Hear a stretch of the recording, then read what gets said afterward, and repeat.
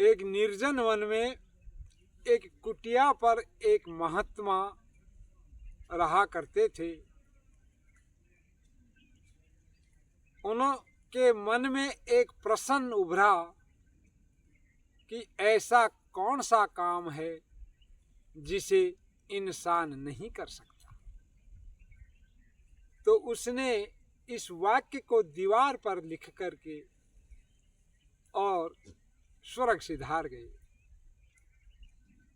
उसके बाद वहां एक दूसरा महात्मा आया, उसने उस वाक्य को पढ़ा और उसके नीचे लिख दिया कि कर तो सकता है लेकिन लगे रहो।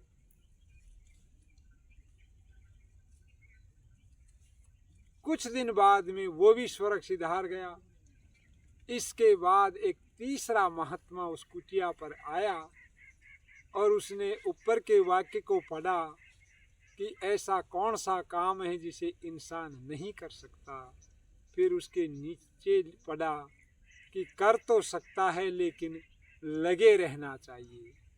तो उसने इस बात को सिद्ध करने के लिए बादशाह के पास में पहुंचा और कहा कि मैं तेरी बेटी से शादी करना चाहता हूं। बादशाह ने मना कर दिया, लेकिन वो महात्मा नहीं माना और बार बार ये कहता रहा कि आपकी बेटी की शादी मेरे साथ कीजिए।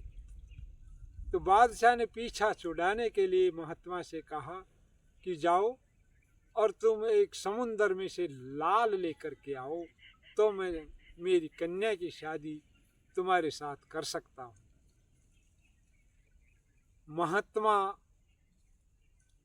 अपना कमंडल उठा करके और क्षीर सागर पर चला गया और नारायण नाम का जप करता रहा और समुंदर में से कमंडल भर भर करके और खाली करता रहा। वो लगा रहा, भूख प्यास सब उसने त्याग दिए और एक ही धुन में लगा रहा, नारायण नारायण रटन और कमंडल समुंदर में से भरे और खाली करे। जब कई दिन बीत गए तो बैकुंठ में भगवान हरि का सिंहासन डगमगाया और उसने भक्तों से कहा कि ये कौन सा भक्त दुखी है। तो नारद जी ने आकर के देखा कि एक महात्मा क्षीर सागर पर लगा हुआ है और कमंडल से उसको खाली करने का प्रयत्न कर रहा है। भगवान विष्णु ने क्षीर सागर को आदेश दिया, बोले इसकी तमन्ना पूरी कीजिए। तो क्षीर सागर में से वरुण देव प्रकट हुए और उन्होंने महात्मा से कहा कि आप क्या चाहते हो। तो महात्मा ने कहा कि मैं तेरे इस सागर के पानी को खाली करके और इसमें से लाल निकालूंगा और उस लाल को ले जा करके मैं बादशाह की बेटी से शादी करूंगा। वरुण देव ने ये बात सुन करके समुंदर में उफान आया और लाल तर करके ऊपर आया।